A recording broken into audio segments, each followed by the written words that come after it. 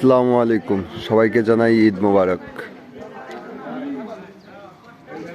আমি আসলে কি বলতে চাচ্ছি আপনারা একটু হলেও বুঝতে পারছেন কি না আমি জানি না, তবে মনে হয় যে সম্পূর্ণটি বুঝতে পারেননি।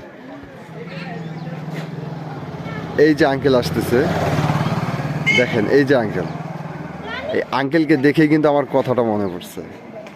আসলে আমি কি বলতে চাচ্ছি, আঙ্কেলকে দেখেই আমার কথাটা মনে পড়েছে। এটা আমাদের কেন্দ্রীয় জামে মসজিদ, এটা আমাদের ঈদগাহ মাঠ, আর এই হচ্ছে আমাদের কবরস্থান। আর এই যে বসত বাড়িগুলো দেখছেন, দুদিন আগে গড়ে ওঠা এই বসত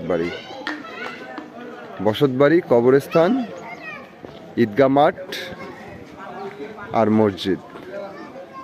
জীবনের পার্থক্যটা বুঝে নেন, আর আপনার জীবনের মূল্য কতটুকু সেটাও বুঝে নেন।